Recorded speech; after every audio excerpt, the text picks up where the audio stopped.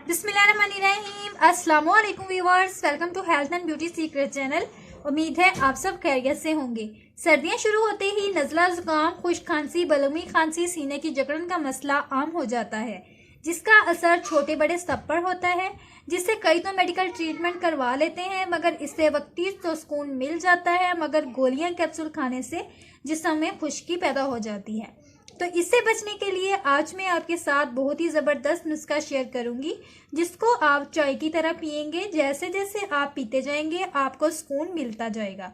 इस कहवे से सख्त नज़ला, जुकाम, खुश्क खांसी, बलगमी खांसी, सर्दी की वजह से पुरानी चोट पर दर्द, जोड़ों का दर्द या घुटनों का दर्द, चाहे सर दर्द भी होगा तो इसके पीने से ख़त्म हो जाएंगे। बस एक बार पीने से ही आपको इसके बेहतर रिजल्ट मिल जाएंगे। सर्दियों में इसका इस्तेमाल लाजमी बना लें, आपको बहुत ही फ़ायदा होगा। तो इससे पहले जिन्होंने अभी तक मेरे चैनल को सब्सक्राइब नहीं किया तो चैनल को सब्सक्राइब कर लें और वीडियो को लाजमी लाइक कर दें। तो चलिए इसको तैयार कर लेते हैं।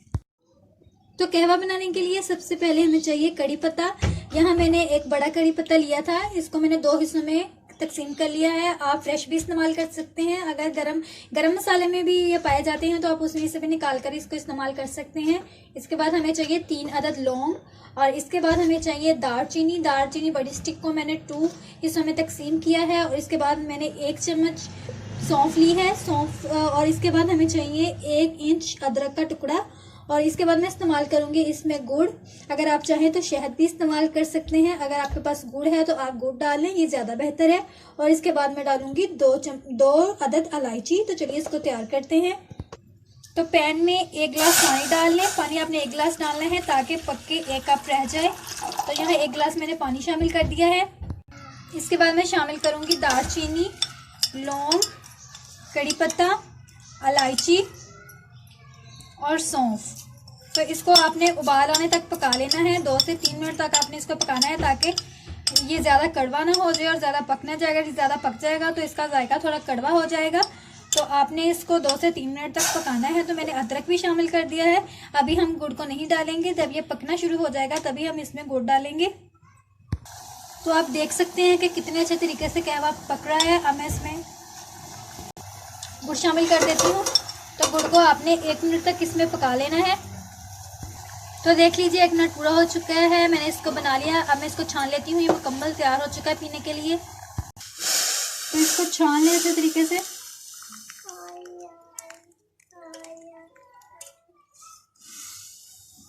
तो अब ये पीने के लिए तैयार हो चुका है।